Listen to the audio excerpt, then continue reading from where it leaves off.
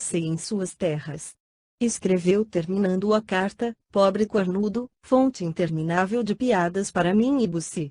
Se o Visconde previsse as consequências de sua tagarelice imprudente, ele, naturalmente teria se contido em escrever e se gabar ante seu cunhado de suas vitórias. 85. Antiga dinastia de reis franceses. N.R. 86. Filho do rei espanhol, Felipe e de sua primeira esposa, Maria de Portugal, nascido em 1545. Vítima de um acidente que lhe afetou a razão, esteve encarcerado no próprio Palácio Real, onde morreu, em 1568. Dick Aurélio. Há notícias de que teria sido assassinado por seu próprio pai. N.R. Amorosas. Todavia não lhe ocorreu que a carta enviada por emissário especial pudesse cair em mãos outras. Aconteceu da seguinte forma: à distância de um dia de viagem de Paris, o mensageiro se encontrou em um hotel com pessoas do palácio, entre as quais havia empregados do Duque de Queluz, amante da rainha. 87. Inimigo de René e de Bussy. Reconheceram o empregado do Visconde, sob motivo qualquer, arrastaram-no a uma discussão, e pouco depois o mensageiro de Beauchamp caía desmaiado sob uma saraivada de golpes. Os vencedores não deixaram de revistá-lo, tiraram o dinheiro que levava consigo para a viagem e a carta foi apanhada pelo empregado de Queluz. Ao chegar a Paris, o criado a entregou a seu senhor, lembrando que vinha do mensageiro de Beauchamp.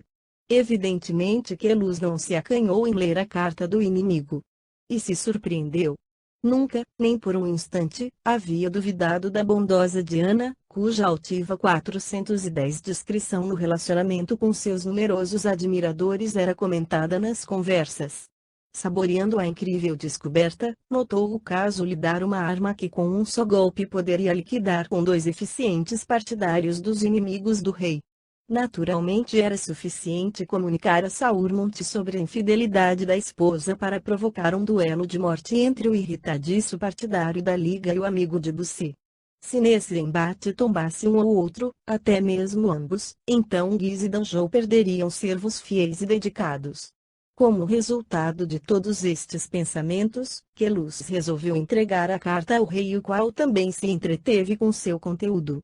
Nessa mesma noite o rei mandou um empregado ao hotel de Saurmont com a ordem de que ele se apresentasse na manhã seguinte em audiência perante sua majestade.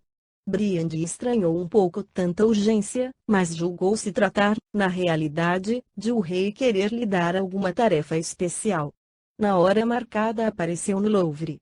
Não teve de esperar muito, já que um empregado que o atendeu logo conduziu ao aposento do rei. Henrique jogava bilboquê com alguns senhores da corte. Ao ver Saurmont, o bobo correu para a cabeça do cervo pendurada na parede e começou a contar quantos ramos tinha o chifre do animal, 6 ou 10. O rei não deu a mínima atenção ao barulho provocado pelo bobo. Muito atencioso, recebeu Briand e conversou com ele sobre assuntos diversos. A seguir, adquirindo um ar grave, disse direcionando ao conde um olhar escrutador: estou muito admirado, conde, que até agora não tenha ouvido nada sobre uma explicação, via espadas. 87. Louise de Lorraine, a rainha, casada com Henrique I, não tem qualquer citação escandalosa a seu respeito, mesmo sendo esposa de um homem dificílimo como teria sido seu marido. No H. de F. Pag 378 diz, ele, H. foi indigno da afeição tocante e devotada desta princesa afável, simples, benfeitora e piedosa, da qual ele nunca fez caso algum. N.R. A noite de São Bartolomeu. 411 entre o senhor e o Sr. Beauchamp, o qual tem lançado em suas costas piadas sarcásticas. Sob este inesperado ataque, Briand empalideceu, mas, contendo-se, respondeu inclinando-se respeitosamente: Sire, desconheço completamente o que Vossa Majestade deseja dizer.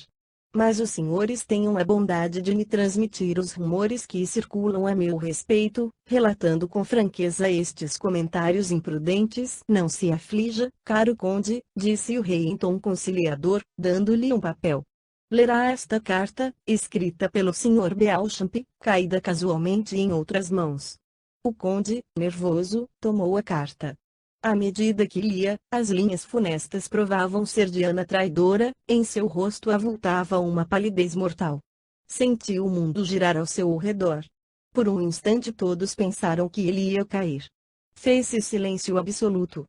Briand sentiu instintivamente o olhar dos presentes centrado nele ser sua vergonha e emoção alegria para seus inimigos. Com esforço sobre-humano abafou a tempestade estourando dentro de si. Dando um passo na direção do rei, disse com voz alterada, Ciri.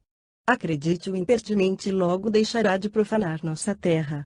Rogo a vossa majestade ceder-me esta carta por algumas horas. Quero mostrá-la à minha esposa. Leve. Leve, caro conde. Esteja certo que este acontecimento me entristece muito, principalmente por você. O benevolente, Henrique III estendeu a mão para ser beijada. O próprio Briand não sabia como havia saído do Louvre. Tinha a impressão de ser seguido por todos os demônios do inferno. 412 Só quando subiu a cela, sua visão se clareou, mergulhando numa imensa sede de vingança. A primavera estava mais florida do que nunca. Diana desta vez havia se mudado para a vila, por vontade própria, indo morar na casa muito agradável cercada de jardins. No correr das horas, a caminho da vila, o conde teve tempo suficiente para refletir na situação. Tudo dentro dele o oprimia, fazendo-o tremer, pois nos risos de todo o palácio, havia o título de marido traído. E se dizer que esta mulher possuía o direito de traí-lo e nenhuma lei moral prescrevia ela fidelidade ao esposo. Mas isto ninguém sabia. Agora o escândalo era público. Ah, você me pagará por estes momentos infernais, murmurava ele, apertando com força o cabo do punhal e esporeando o animal, que relinchou e acelerou a marcha. Mal desceu do animal, correu ao quarto da condessa.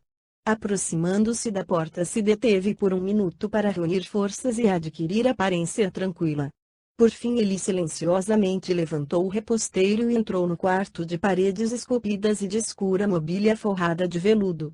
Num penhoar de seda estava preguiçosamente semideitada no sofá grande e sonhava, brincando distraída com uma gatinho em seu colo.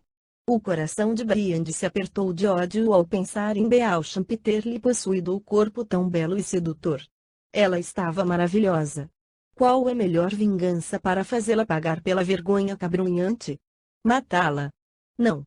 Isso significaria golpear a si próprio, como iria depois viver sem ela. A noite de São Bartolomeu. 413 Essa mulher orgulhosa devia ser humilhada. Jogar-lhe no rosto a traição com seu amante se regozijaria com sua derrota, quando ela soubesse, ela, a orgulhosa Diana, ser objeto de escárnio de toda a corte. Isto sim, a machucaria no fundo do coração. Ao ouvir os passos do marido, Diana levantou a cabeça. Vendo seu rosto pálido e carrancudo, notando o esforço visível que ele fazia para falar, violou seu habitual silêncio e, surpresa, perguntou: Meu Deus! O que aconteceu? Você está com um aspecto terrível, Briand. Aconteceu, senhora, eu ouvi coisas terríveis sobre as supostas virtudes da Condessa de Saurmont. Vim para exigir que você me preste contas de seu comportamento, respondeu ele, esforçando-se em manter a calma. Por um momento Diana enrubesceu. O que? Disse, levantando e desafiando o marido com um olhar hostil. Mesmo sendo verdade o que falam, quem teria o direito de exigir de mim satisfações? Eu não casei com você por vontade própria. Acaso 4 anos atrás entreguei meu amor e fidelidade a Briand de Saurmont? Não, acreditava estar dedicando tais virtudes a René Beauchamp. Não foi a você, conde de Saurmont, traiçoeiro, acostumado a enganar a igreja com nomes falsos, desonrado, que arrancou de mim sim com uma armadilha inaudita, sim, pois de outra forma jamais o teria. Não é por sentimento de fidelidade que me tornei sua esposa, mas sim para salvar do cadafalso um ser desprezível como você. À medida que ela falava, toda mágoa, todo ódio armazenado em sua alma ardiam e, como uma corrente de lava, fluíam para fora, seus olhos luziam e os lábios tremiam. 414 Dando um passo na direção do marido, bem diante dele disse em tom baixo e entrecortado: Sim, senhor de Saurmont. Eu o traí com satisfação. A situação me fez fraca, mas encontrei um meio de envergonhá-lo. Sua expressão abatida e desanimada provam o êxito de minha vingança. Desgraçado, pensa que esta criatura infeliz, espoliada e fiel, teve o destino pisoteado, e ainda por cima vive trancafiada. Será que pensa nunca ter procurado se vingar de você? Sim, de forma indigna, mas, talvez, todos os meios sejam bons para perfurar essa cuirasse de crimes, invulnerável ao ódio e ao desprezo. O ponto fraco dessa cuirasse foi seu crime brutal. Consegui envergonhá-lo? Estou contente. Depois ela emudeceu, ofegante de ódio, surpreso e ao mesmo tempo impressionado, pois nunca Diana estivera tão bela quanto nesse momento de explosão. Briande a olhava procurando uma objeção nessa declaração sem precedentes. Ela o havia traído só para envergonhá-lo. Está bem, senhora. Disse por fim. Seu cálculo é espetacular. Somente devo dizer que seu juramento de fidelidade não constrangeu nem um pouco o Sr. Beauchamp a empregar todos os seus esforços para espalhar por aí sua genial vingança. Ele lhe estendeu a carta e ela quase arrancou de suas mãos. À medida que lia, uma expressão indescritível parecia se solidificar em seu rosto lívido como mármore. Em seguida a carta se lhe escapou das mãos trêmulas e caiu no chão. Por um minuto a moça ficou imóvel, de olhos arregalados. Depois passou a mão na testa e direcionou ao marido um estranho esgar de ódio. A noite de São Bartolomeu. 415 Recebi exatamente aquilo que merecia. Minha vingança foi baixa e indigna de uma mulher, mas não tinha outra arma para lutar contra inimigo tão desprezível. Não lamento o que fiz e o faria de novo, só para lhe provar não lhe pertencerem meu corpo e minha alma tal como você alardeia, acrescentou ela com voz alterada. Briande nada acrescentou, ela tirou do corpete um bilhete e lhe entregou.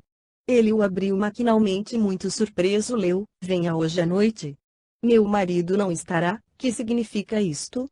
Que devo fazer com este bilhete? Perguntou irresolutamente o conde. Você envia seu destino e faça ao Sr. Beauchamp uma recepção decente quando ele aparecer, respondeu Diana exaltada. O conde se sobressaltou e, inclinando-se, rapidamente examinou o olhar de Diana. Tinha um aspecto metálico, nele se lia claramente a resolução firme da condenação inclemente ao traidor. Sem prestar atenção ao marido, Diana se aproximou da janela e deixou cair o corpo na poltrona. Briande a observava quase com curiosidade. Em seu rosto estático e pálido, como se fora uma máscara de cera, não se via o menor sofrimento ou amargor. Apenas o tremer dos lábios indicava sua comoção interior. Ele compreendeu ser essa mulher de orgulho invulnerável e a sua intenção de humilhá-la, de lhe lançar em rosto sua vergonha não havia atingido seu objetivo. Agradeço, Diana, por você afinal de contas me ter dado o direito de matá-lo e me ter aliviado desse incômodo, disse ele, após um minuto de silêncio. Não seja por isso, Briande, depois do que fez Beauchamp deve morrer. 416 É bom que esta tarefa lhe caiba, assim não há necessidade de contratar um matador. Aliás, reconheço não estar lhe fazendo um favor, acrescentou ela com ironia venenosa. Não é a primeira vez que você prefere uma armadilha a uma luta honesta.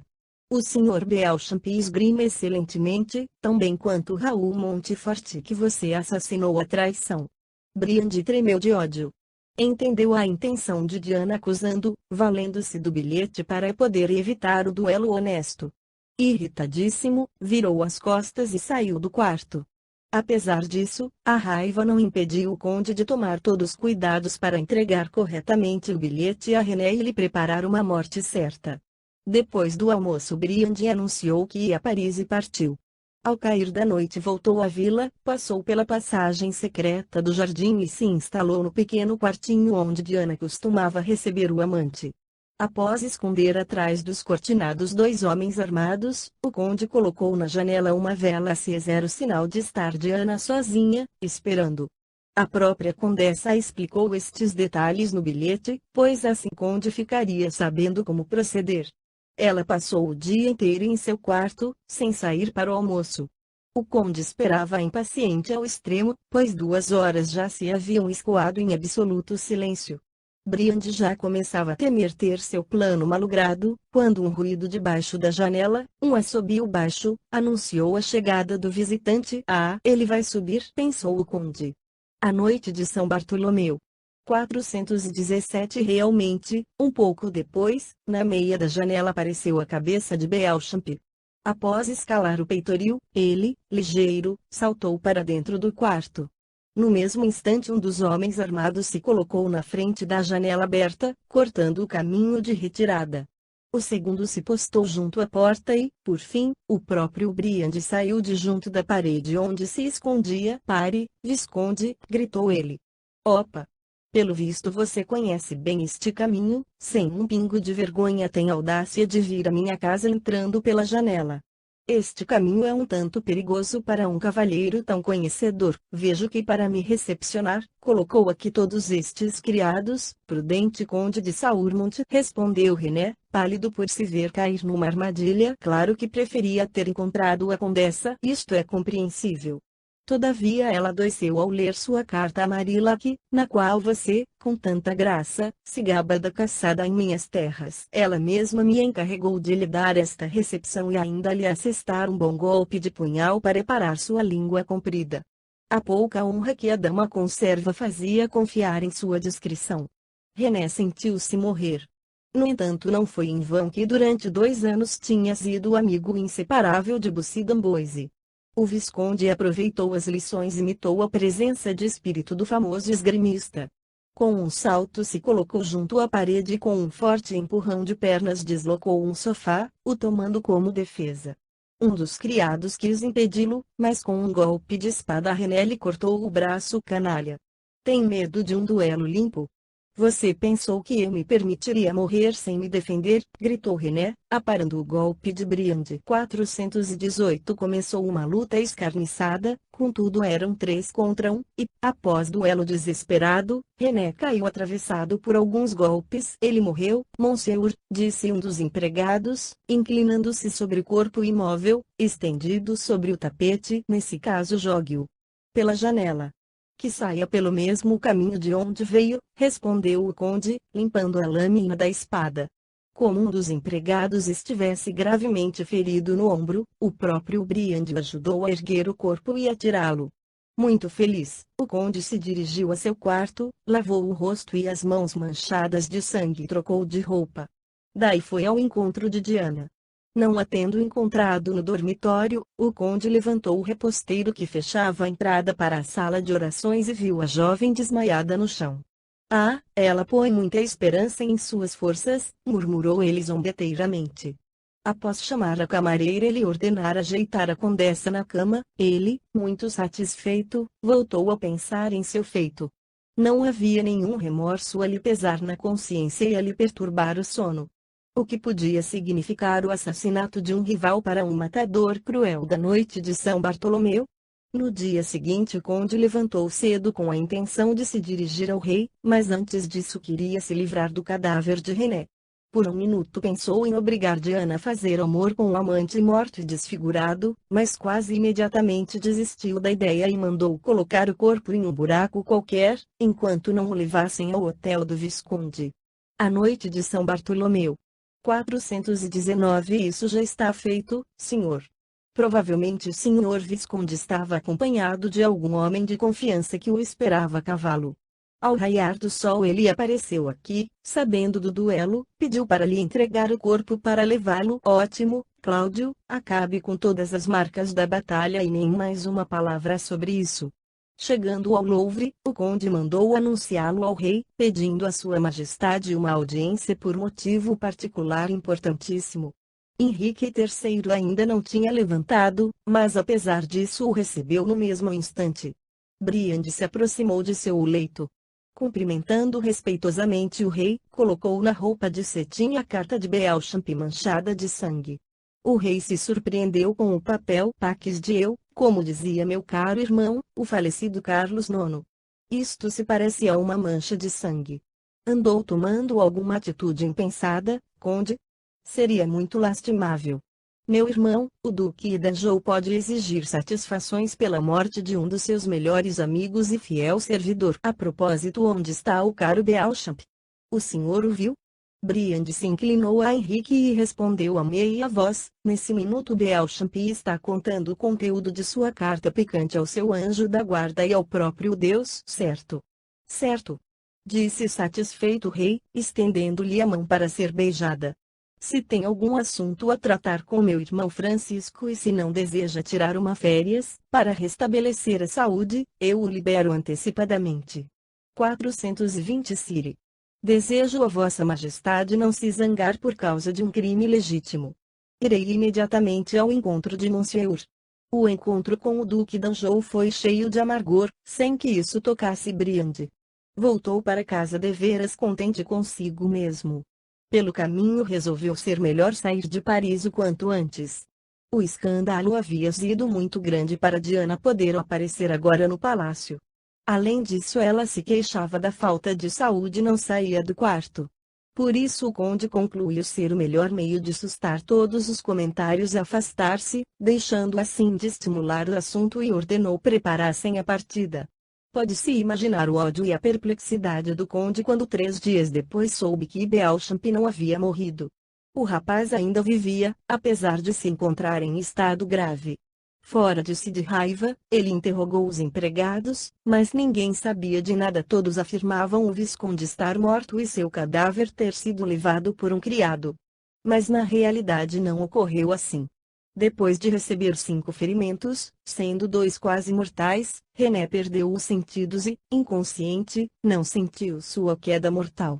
Os arbustos e a grama amorteceram o tombo. Certamente haveria morrido de hemorragia se houvesse ficado sem socorro até o amanhecer. O destino, contudo, lhe enviou um salvador. O velho jardineiro se interessava pelo moço, claro que em vantagem própria, visto as visitas noturnas lhe proporcionarem um bom rendimento. Casualmente viu o conde, o qual pensou que se encontrava em Paris, mas ele estava se escondendo no jardim. A noite de São Bartolomeu. 421 Mau pressentimento lhe veio ao coração. Ia espreitar o visconde para avisá-lo, mas o perdeu de vista na escuridão e só o percebeu quando já subia à janela. O velhinho se escondeu nas sombras das árvores e passou a esperar. Assim pôde ver quando jogaram o corpo do jovem pela janela. Aflito, aguardou todos irem embora, e depois penetrou no jardim para examinar o corpo. A princípio considerou o visconde morto, mas depois percebeu o coração ainda batendo. Então carregou René para sua casa. Tendo sido soldado na mocidade e possuindo alguns conhecimentos de cirurgia, ele fez curativos nos ferimentos e depois entrou na mansão. Sua filha servia Diana, por isso pôde entrar no vestiário e avisar Gabriela. Esta já sabia do acontecido e, com lágrimas, lamentava a triste sorte de sua cara senhora e do amigo de infância dela. Ao saber que René ainda respirava, recobrou a esperança e o ânimo. Deu o endereço do hotel de Beauchamp e pediu que alguém fosse em busca de Antônio Gilberto.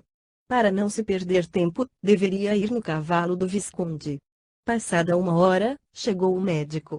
Depois de examinar o ferido, resolveu levá-lo imediatamente ao hotel. Para eliminar qualquer suspeita, René foi colocado novamente no mesmo lugar em que havia caído e depois, com o consentimento dos empregados, o transferiram ao hotel de Beauchamp. Lá, em segurança, foi prestada toda a ajuda possível ao ferido. 422 Vi. A fuga. Passados alguns meses, Saurmont e a esposa voltaram ao castelo de São Germano. Diana procurava se isolar o mais que podia. Estava doente e insistia em não deixar o quarto. Os cônjuges pouco se viam desde a noite fatídica e se separaram por tácita concordância.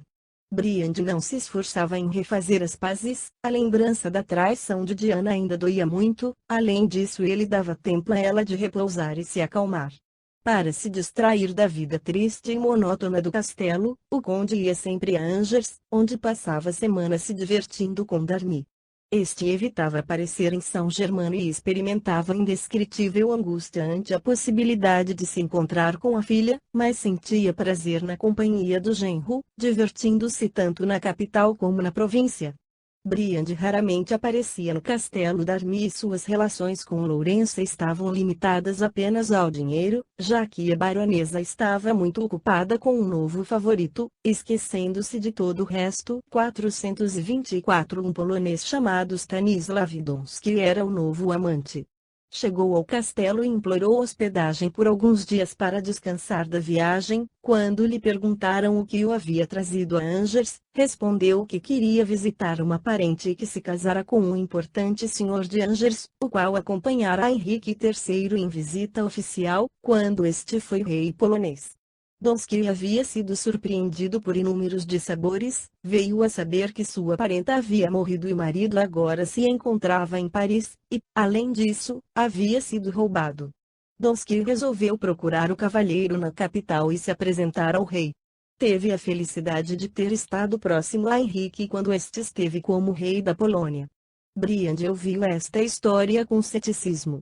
Conhecia a senhora parente do tal Stanisław e sabia que nunca fora casada. Seu exame atento ao polonês convenceu-o ser aquele malicioso, grave, hábil trapaceiro. Mas, desde o dia em que ficara livre do amor de Lourença, o conde se abstinha de qualquer referência negativa sobre o estrangeiro. A senhora Darmy estava completamente seduzida pelo rapaz elegante, amável e obsequioso que a tratava com verdadeira adoração. Ela convenceu Donski que ser o castelo Darmy a segunda pátria dele, lhe propôs ficar o quanto quisesse. Arrumava-se para vê-lo e se relacionava com ele como se fosse com um filho querido. Em suas conversas intermináveis, ela falava de seu precário estado de saúde, das grandes dificuldades enfrentadas na administração das propriedades e do seu cansaço. Seu tema preferido era o descuido e leviandades imperdoáveis de João. Se a ele fosse dada a liberdade, teria hipotecado o castelo com todos os seus moradores. A noite de São Bartolomeu. 425 Tocado até as lágrimas, Donski cobriu de beijos a mão de Lourença. Por ela, jurou ele, estava preparado a recusar todas as honras que o aguardavam na corte. Ele iria livrá-la do pesado trabalho sobre-humano chamando-se tal encargo. Ao saber que Donski havia se tornado o administrador encarregado dos negócios, o barão João ficou furioso e brigou iradamente com sua mulher. Conceder tanto poder a um aventureiro qualquer, ladrão, miserável, resmungou Darmy, dizendo em seguida uma série de palavrões sobre o polonês. Logicamente Lourença não ficou impassível e logo a altercação chegou às vias de fato. Agredido, coberto de golpes e com o rosto arranhado, o barão correu dos bramidos selvagens de sua esposa.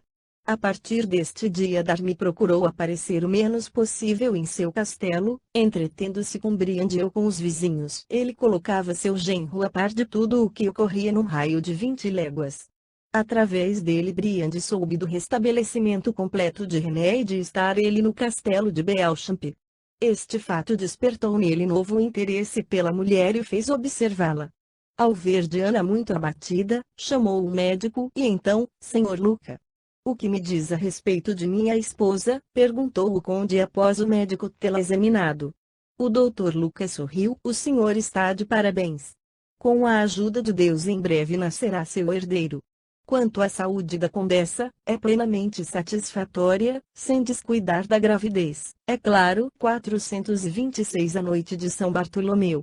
427 E ele se calou ao notar que Saur Monte havia ficado branco como mármore naquele instante. Quando o conde o liberou com um gesto rude, o doutor apressou a saída. Ao ficar sozinho, Briand deu um soco na mesa e passou a andar de um lado para outro do quarto, como um leão na jaula. Dar seu nome e sua herança a um filho bastardo de Beauchamp? Nunca. Assim que viesse ao mundo iria sufocar o infeliz herdeiro com as próprias mãos. Vergonha da sua honra, com a qual seria obrigado a suportar a vingança diabólica de Diana. A ideia de que agora havia chegado sua vez de desforra o inquietava um pouco. Ah, linda Diana! Você vai ajustar as contas sozinha, disse ele. Agora me pagará por aquela hora em que me desprezou, valendo-se de seu direito de me trair. Meu nome me pertence e um bebê bastardo jamais haverá de tê-lo. Ele a encontrou, como sempre nos últimos meses, deitada no divã, vestindo um belo penhoar de seda. Diana lia. Com a habitual frieza respondia com acenos de cabeça às indagações do marido e voltava à leitura. Ouça-me, senhorita, disse Briande após um minuto de silêncio. Preciso lhe falar acerca de assunto importantíssimo, referente tanto ao passado quanto ao futuro.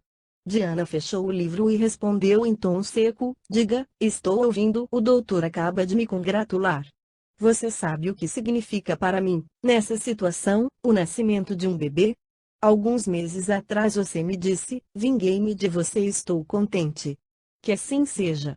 Sujou o nome de Saurmont, esquecendo que me pertence e posso não concordar em dar este nome a uma criança de origem vergonhosa. Assim vim para dizer que o filho bastardo de Beauchamp nunca terá meu nome, tão desprezado por você. Não ficará uma única noite sob meu teto, compreendeu? Ao ouvir as primeiras palavras do conde, Diana ficou vermelha de raiva, e logo depois branca como um papel. Aflita, encarou o marido com um brilho febril nos olhos. Inconsciente, desalmado. Ousa fazer isso depois de todo o passado? Não tenho direito de negar o nome à criança, gritou ela. Desculpe, senhorita, tenho direito e utilizarei. O bebê haverá de sumir assim que vem ao mundo. Diana cambaleou e levou as duas mãos à cabeça.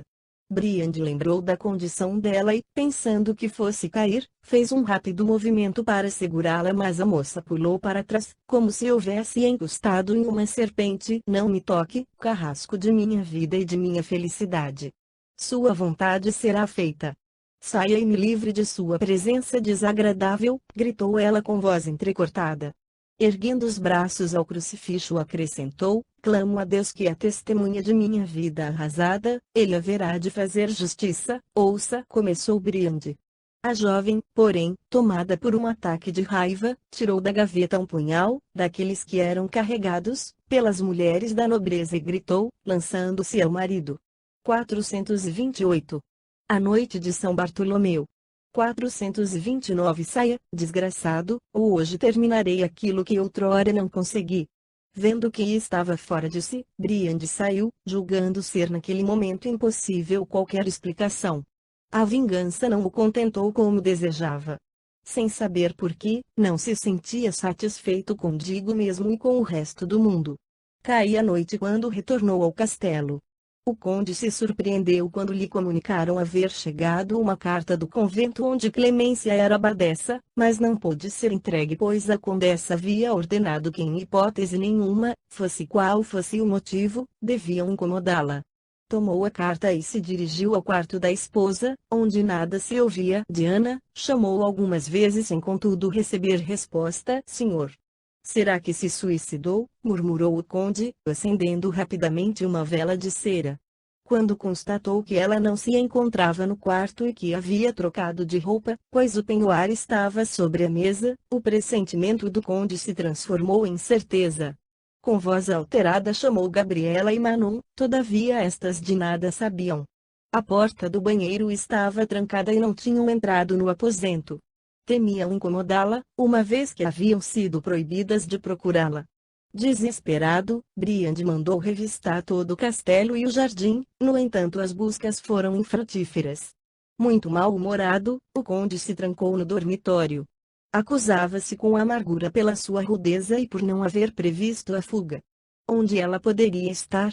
Que consequências poderia acarretar esta fuga para uma mulher doente e delicada, perdida em algum lugar lá fora, nessa noite fria e cinzenta de setembro? Na manhã imediata foi feita uma busca ainda mais acurada. Revistaram toda a redondeza, procuraram em Angers e até no convento, mas sem resultado. Ninguém viu Diana. A moça desapareceu. É difícil descrever o estado de espírito de Briand nesses dias pesarosos, quando, com os nervos extenuados de cansaço, voltava ao seu castelo, que agora estava vazio para ele. Nem por um minuto encontrou sossego. Cada ruído, cada ranger de porta lhe chamavam atenção. A consciência do conde estava atormentada. Depois foi dominado pela raiva de si próprio, e se perguntava, por que se lastimar por uma mulher que sempre o desprezara e odiara? Porém, ao mesmo tempo, estava preso a ela a imagem daquele rosto encantador que o acalmava. Precisava saber que ela estava com ele, em seu poder. Se estivesse viva encontraria cerca de 10 dias depois dos acontecimentos descritos, por um sombrio caminho que conduzia ao castelo de Marillac se movia um discreto grupo composto por 3 mulas e 2 pessoas. 2 animais estavam sobrecarregados de bagagem e o terceiro levava uma mulher coberta por luxuosa capa. Um camponês era o guia. A viajante era jovem e ainda bela, porém eram visíveis no rosto as marcas de uma vida desregrada. Não era fácil reconhecer a atraente e brilhante Viscondessa de Beauchamp, sobretudo nesse momento, quando estava imersa em maus pensamentos e com tristeza olhava para o caminho. Apesar disso, era ela. 430 A noite de São Bartolomeu. 431 Com o coração angustiado se dirigia ao irmão para lhe rogar abrigo e proteção. Uma desgraça havia ocorrido a bela Marion. Seu último amante, o Sr. de Novel, a mandou embora após saber que ela dividia sua benevolência entre ele e um gascão palaciano. Este era sustentado por Marion com os meios de Novel, dotando-o de roupas, armas e até cavalos. A separação se deu com escândalo e Marion não encontrou outro adorador para lhe satisfazer os gastos. Sem saber o que fazer, vendeu parte de suas joias e foi para Angers. Sabia que Aimée era rude com mulheres de seu gênero, mas, sendo a única irmã, pensou, não teria coragem de abandoná-la. O marquês havia retornado da caçada matinal e tinha acabado de tomar o café da manhã quando lhe anunciaram a chegada da irmã. Enrubesceu, mas antes que pudesse responder algo, Marion entrou rapidamente. Após estender a bela mão ao irmão, disse em tom suplicante: "Perdoe-me, Aimée. Abrigue-me. Com o espírito infeliz e arrasado, regresso ao meu único parente." O marquês deu um passo para trás e franziu os senhos. "Não retorna um pouco tarde, senhora, a respeitável casa que a viu nascer? Para uma courtisane 88 sem pudor, que envergonhou nosso antigo nome, não há lugar sob este teto, Aimée. Guardar rancor de sua única irmã. Se você me expulsar, vou morrer pelo caminho de fome e frio", murmurou Marion pálida. "Não tenho irmã. Para mim ela morreu no dia em que, por um bilhete covarde, pedi ao amante para matar o marido. Saia, senhora. Detesto mulheres de sua espécie e não tenho a menor pena. Ande, ande. E se utilize novamente do ofício que lhe deu de comer até agora", respondeu o marquês em tom de rude caçoada, apontando-lhe a porta. 88. Cortesã, mulher de vida livre, porém de nível mais alto. N.R. A Viscondessa se retirou a passos cambaleantes, montou na mula e deixou o castelo. Em um ponto do bosque onde o caminho bifurcava, sentou-se sob um carvalho e começou a chorar. Não sabia o que fazer. Suas reservas estavam no fim e além de umas poucas roupas, nada mais possuía. Poderia subsistir ainda algumas semanas com este triste resto de riqueza. De repente lembrou seu marido René que se restabelecia do ferimento e havia retornado ao castelo em Anjou. Ele seria caridoso para com ela? Pode ser que ele, doente e fraco, a perdoasse, lhe desse refúgio e um lugar de enfermeira. Animada pela esperança, subiu na montaria rapidamente e adentrou o bosque. No entanto, antes de encontrar o marido, resolveu visitar o guarda da floresta cuja esposa era sua irmã de leite. Ali ela descansaria e ficaria sabendo tudo o que desejava. Segundo havia previsto, a boa Madalena recebeu com os braços abertos sua irmã de leite e antiga senhora. A bondosa mulher acreditou em tudo o que Marion lhe disse. Lamentou a imerecida sorte da Viscondessa e não duvidou de que, assim que se esclarecesse o mal-entendido que o fez se separar da esposa, René a receberia de volta. Só que Madalena de nada sabia do que acontecia no castelo. 432 A noite de São Bartolomeu. 433 Não obstante, o irmão caçula de seu esposo viria visitá-los e, como ele trabalhava junto a René, como ajudante de roupeiro, poderia colocá-los a par das novidades. Quando seu cunhado chegou, Madalena o apresentou à visita. Embaraçado com a altiva empáfia de Marion, o moço, titubeando um pouco, contou que no castelo havia uma hóspede que era escondida de todos. A hóspede era a Condessa de Saurmont. 15 dias atrás o Marquês de Marillac a apanhou desmaiada na estrada e a trouxe ao castelo enrolada em sua capa. A moça foi colocada no quarto em que há alguns anos atrás havia sido arrumado para o casamento que não se realizou. Antônio Gilberto cuidava dela, já que diziam estava gravemente enferma. René proibiu com ênfase a todos do castelo que falassem a quem quer que fosse sobre a presença de Diana, cujo marido a procurava por todo o país como um louco. Após receber estas inesperadas notícias, Marion franziu a testa. Sabia do relacionamento amoroso entre René e Diana e do escândalo terminado com a tentativa de assassinato do indiscreto amante, caso comentado por toda a cidade. Uma vez que a condessa se encontrava com seu amante, Marion não tinha a menor chance de ser recebida e de novo a rua esperava. A viscondessa chorou a noite toda, sem conseguir dormir. Mas, de súbito, um plano surgiu em seu cérebro inventivo. Saurmont procurava a mulher por todo lugar. Claro que seria agradecido àquele que lhe indicasse onde ela se encontrava, e, quem sabe, talvez o marido abandonado se consolasse com um novo amor, o qual já havia pensado antes em lhe ofertar. Resolveu tentar. Vestiu um traje de amazona e dissimulou sob o rojo as pequenas insuficiências de sua beleza, marcas da vida tumultuada. Assim preparada, dirigiu-se ao castelo de Saurmont. Chegou irritada por ser obrigada a utilizar uma modesta mula, ao invés de um soberbo cavalo, mas era preciso se resignar. Retornando da busca inútil, Briand, emburrado e preocupado andava pelo quarto quando lhe comunicaram que uma certa dama desejava conversar urgentemente sobre importante assunto. Surpreso, o conde mandou que a recebessem. Maior foi sua surpresa quando viu a senhora Beauchamp.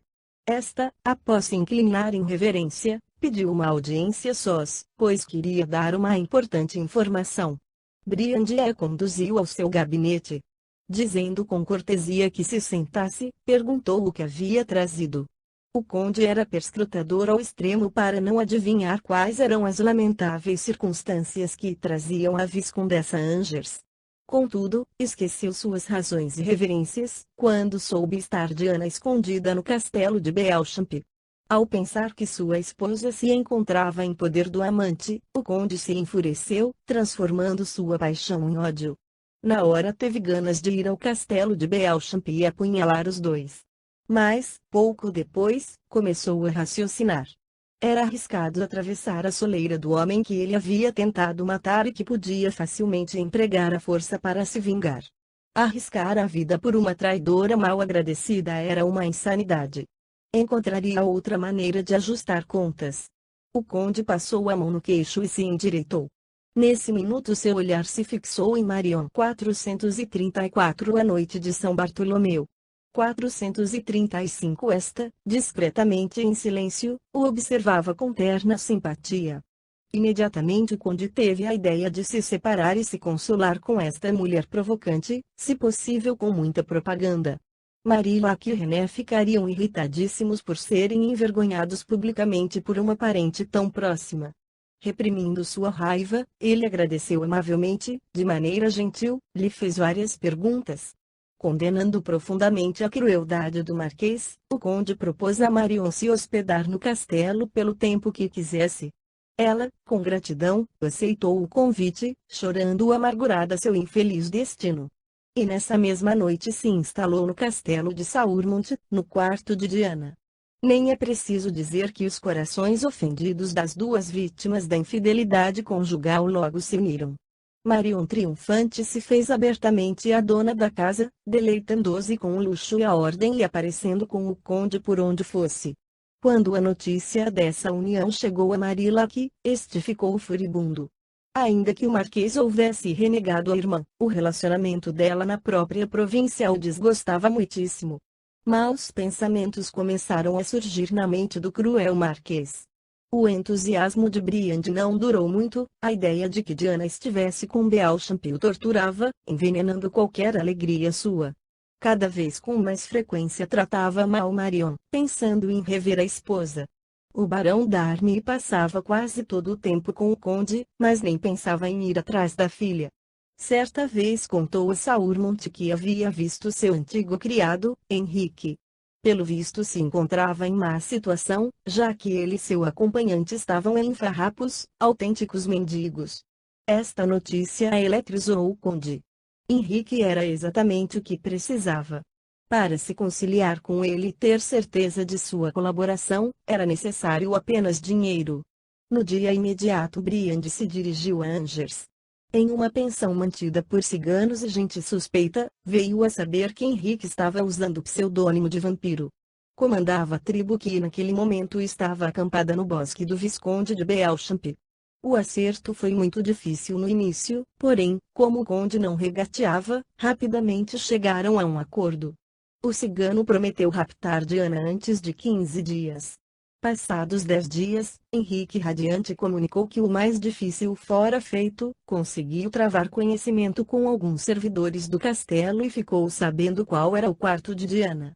Agora faltava apenas fazer o plano do rapto e os últimos preparativos. O cigano considerava a captura coisa fácil, visto que o quarto da moça ficava na lateral e dava para o fosso. Na noite do rapto, Briand não conseguiu pegar no sono.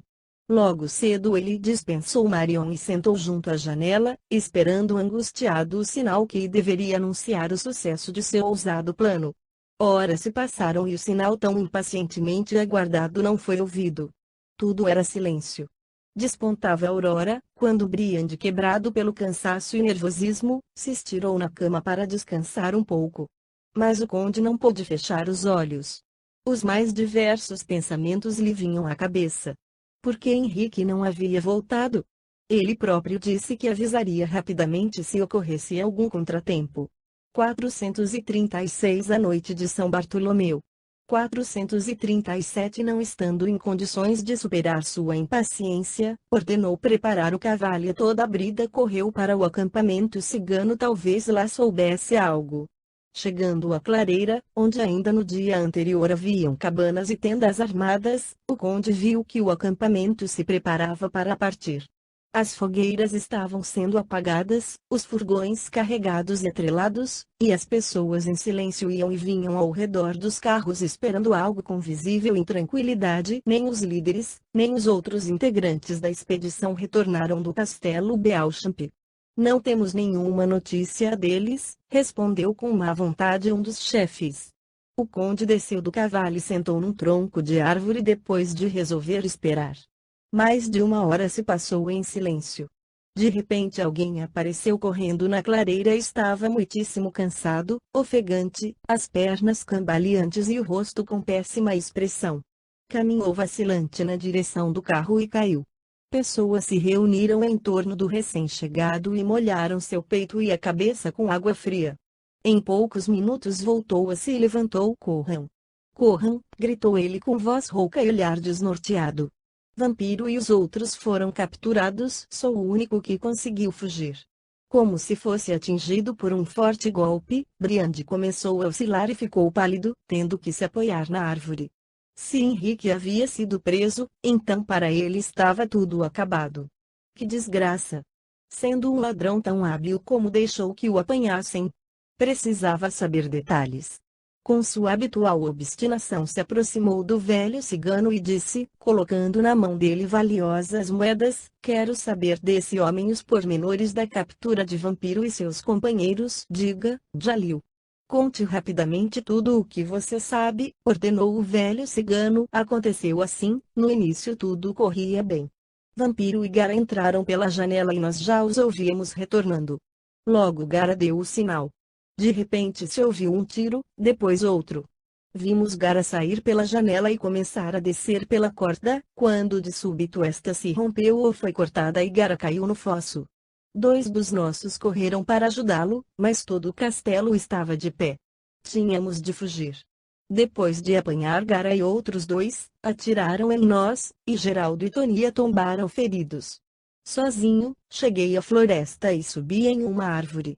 Fiquei lá até que a situação se acalmasse, queria saber o que aconteceu com o Vampiro e os nossos, e se haveria uma forma de libertá-los. Assim, antes do raiar do sol desci e me infiltrei entre as pessoas. Fiz um sinal e a pequena Susana, amiga de Gara, veio até mim. Com lágrimas nos olhos me contou que Gara, ao cair, quebrou a mão e a perna. Todos haviam sido capturados, uns menos, outros mais feridos, com gravidade. Estando de serviço no quarto vizinho ao da moça, o médico surpreendeu Henrique no momento em que se preparava para descer com ela através da janela. Depois, contou a pequena, ele foi levado ao sacerdote que casualmente se encontrava no castelo. Na presença do padre, do Sr. Beauchamp e do Sr. Marillac, Vampiro fez um longo e substancial relato. O que disse? Ele não sabia, mas ouviu que logo ao amanhecer o próprio Marquês iria à Promotoria Real em Angers entregar os prisioneiros. 438 O cigano silenciou, mas Briand já sabia o bastante. Sem perder um minuto, subiu no cavalo e a toda velocidade regressou ao castelo. Seu coração palpitava com profunda ansiedade. 1000 pensamentos contraditórios lhe passavam pela mente, e logo começou a suar frio. Desta vez Nêmesis o acertou. O crime do passado, que havia sido tão bem escondido, agora reaparecia para se vingar por Diana e lhe dar a inexorável sentença da lei. Um furor desesperado tomou o orgulhoso senhor ao pensar que o esperavam a vergonha e a degradação. O sentido inato de autoconservação despertou seu ardor obstinado para procurar uma forma de se salvar. A própria dimensão do perigo elevou a capacidade de raciocínio do conde. Subitamente, em meio ao caos, surgiu uma ideia de salvação. O plano era ousado em demasia, no entanto, o que fazer? Ele podia arriscar, jogar as cartas uma vez que não tinha nada a perder, pois a morte o aguardava. Apesar de tudo, a esperança de se livrar deu a Saurmont um pouco de calma e ânimo. Além de uma ligeira palidez, nada indicava seu nervosismo quando, tranquilo e altivo, desceu do cavalo. Trancando-se em seu quarto, ele rapidamente preparou todo o indispensável para a realização do seu perigoso plano. Colocou no porta-joias o ouro e algumas pedras preciosas muito valiosas e os escondeu no armário secreto. Feito isso, de um outro esconderijo ele carregou um grande cofre com sacos de ouro, num valor aproximado de 50.000 escudos. Por fim tirou do armário e colocou no bolso 2 pequenos frascos, um com rolha dourada, outro prateada. Terminando esses preparativos, o conde foi ao quarto de Darny. A noite de São Bartolomeu. 439 O barão havia acabado de levantar e fazia o desjejum com gosto. Ao olhar para Briand imediatamente compreendeu que alguma coisa muito importante havia acontecido. Quando soube da infelicidade que ocorrera, o garfo e a faca caíram de suas mãos. Meu Deus, irão matá-lo, Briand, murmurou ele tremendo. Ainda não, se me ajudar e for fiel, respondeu o conde em tom sério. Agora me ouça, já que não podemos perder tempo. Considero desnecessário dizer que o recompensarei generosamente. Se não quero ser decapitado, devo morrer e morrerei, só que aparentemente. Tenho uma substância narcótica. Tirou do bolso um dos frascos que por 48 horas me dará o aspecto de um homem morto. Algumas gotas vertidas no vinho farão com que todos pensem estar eu morto. Quando o procurador-geral chegar e encontrar um cadáver, a acusação não encontrará réu, e o antigo nome de Saurmont continuará imaculado, visto não se poder processar um morto. Assim você poderá me enterrar com todas as honras no jazigo de minha família. Debaixo da almofada, dentro do caixão, você irá colocar o porta-joias de madeira preta com incrustações que se encontra no armário secreto em meu gabinete. Seu apego e pesar serão tão grandes que você deixará meu corpo somente quando fecharem meu ataúde e a chave. À noite você virá abrir o caixão em segredo e trará consigo uma batina de monge e uma barba grisalha postiça. Depois de me trocar, fugirei diretamente para o sul, até uma aldeia nos Pirineus, onde vive um pobre necessitado representante do nome de Saurmont. Ele é descendente do irmão caçula de meu avô. 440 A noite de São Bartolomeu. 441 As circunstâncias do destino que são complicadas para serem narradas agora, obrigaram-no a se instalar nesse país. A este homem doente e tolo me dirigirei, por uma soma conveniente comprarei seu nome e documentos. Sem desconfiar da herança que está perdendo, ele trocará com prazer seus documentos e utilidade por uma discreta abastança. Então voltarei como Eustáquio Felipe Saurmont e exigirei meu direito à herança de meu falecido primo Briand, afastando todas as pretensões de Diana e seu filho, em vista do escandaloso adultério da Condes. Deu para compreender, claro, meu caro Briand. Você é simplesmente genial. Cumprirei fielmente as instruções, disse em voz alta e com satisfação Darmy. Não poupe esforços. Deixando o túmulo eu lhe darei uma boa soma. Quando regressar para exigir a herança, meu notário apresentará testamento determinando aos herdeiros do conde Briand que deem ao barão Darmy 50.000 escudos. Como vê é de seu interesse que eu me salve. E agora até a vista. O tempo voa. Voltando a seu quarto, o conde verteu no copo de vinho a quantidade necessária de narcótico, que o fez estremecer ao tomá-lo. A seguir, no que sobrou colocou o veneno e escondeu os 2 frascos no armário secreto. Uma hora depois um criado entrou no gabinete do conde e viu seu senhor estendido, frio e imóvel no chão. Todo o castelo ficou em completa polvorosa. Darmy chegou correndo. Nenhuma das tentativas para fazer o conde voltar a se deu resultado e o deram como morto. O barão, mostrando o mais profundo desespero, parecia desnorteado. Darmy molhou um pedaço de pão no copo que estava ao lado do cadáver e o deu a um dos cachorros de Briand. Em poucos minutos o animal levantou nervoso e começou a girar, pouco depois caindo morto. Ao ver isso o barão passou a discutir se seu genro havia cometido suicídio ou se havia sido assassinado. Outra pessoa no castelo tinha sentido muito a morte de Briand, era Marion. O luxo e a boa vida que ela considerava garantidos por muitos anos inesperadamente acabaram. Além disso, os herdeiros do conde poderiam exigir dela a entrega das joias das quais ela dispunha, como se fossem suas. Assim que essa ameaça veio à mente da viscondessa, enxugou as lágrimas, foi ao seu quarto e rapidamente começou a se preparar para fugir. Roupas caras às quais juntou os melhores vestidos do guarda-roupa de Diana e valiosíssimas joias com o brasão de Saurmont foram colocados na bagagem. Também levou 2 excelentes cavalos, um para si e outro para seu criado. Ela já descia as escadas para partir quando, no pátio do castelo, adentrou numerosa cavalaria. À frente do grupo de soldados vinha o Marquês de Marillac e o preboste 89-91, de Angers.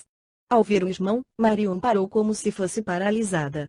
Nesse instante o Marquês pulou no chão e, admirado, viu os animais carregados que se punham a caminho, notou a irmã e seu rosto ficou vermelho, contraindo-se de pudor. Ah, criatura desprezível! Você fugindo daqui, vou mandá-la para o inferno. Juro por Deus que você não espalhará mais tanta vergonha. Morra, desonra de nosso nome. 442 A noite de São Bartolomeu. 443 Antes que alguém pudesse adivinhar sua intenção, o Marquês se atirou sobre a viscondessa e cravou o punhal no peito dela. Marion deu um grito horrível e caiu banhada em sangue. Rolou por uns momentos pela laje de pedra, estendeu um braço e depois ficou imóvel. Senhor! O que fez, Monsieur? Gritou o assustado preboste. Somente aquilo a que tinha direito e que era meu dever, respondeu com arrogância Aimé. Como chefe da casa dos Marillac e guardião de sua honra, julguei e condenei um membro indigno, que manchou 2 nomes ilustres. Para tranquilizar sua 89 designação comum a diversos antigos funcionários reais e senhoriais. Dick Aurélio N.R. Consciência de juiz, eu lhe provarei que esta mulher tentou assassinar o esposo. Só a alma grandiosa de meu cunhado a livrou da praça de greve. O preboste nada respondeu. A justiça selvagem daquela época habituou as pessoas aos desenlaces sangrentos. O poder do chefe de família nos problemas de honra era indiscutível. Aliás, o fim trágico de Marion foi esquecido quando o magistrado soube da morte de Briand. O veneno encontrado confirmou a suspeita de que durante a volta matinal o conde ficara sabendo da captura de Henrique. Ao compreender que para ele havia chegado a hora da justiça, o próprio Saurmont colocou um ponto final em sua vida criminosa. Senhor preboste, será que vai levar adiante um processo contra um morto? Perguntou pálido e desanimado Darmy. Culpado ou não, ele mesmo se julgou. O cigano, conhecido bandido, e sua mulher grávida foram seus acusadores. Será que não existe possibilidade de livrar da humilhação um nome tão digno e que por tanto tempo serviu ao bem de nossa província?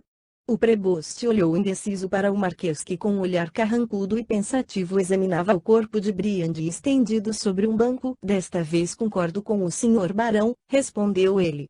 A justiça foi feita e o criminoso se encontra diante do juiz dos juízes. Aparecia que para presenciar a captura de um miserável que infelizmente ostenta um antigo nome, que impecavelmente leva tanta gente. Acho que devemos ir e deixar o barão Darmy enterrar seu genro. Após breve entendimento, o preboste colocou o sinete nos armários e no caixão do falecido e retornou à cidade. Darmy assumiu a responsabilidade pela direção dos negócios e conservação do patrimônio de Briand, até que aparecesse algum herdeiro. Na manhã seguinte, rapidamente sem qualquer pompa, foi realizado o enterro do conde. Seu ataúde foi colocado no jazigo da família. Algum tempo depois, cuja duração não podemos determinar, Briand despertou. No primeiro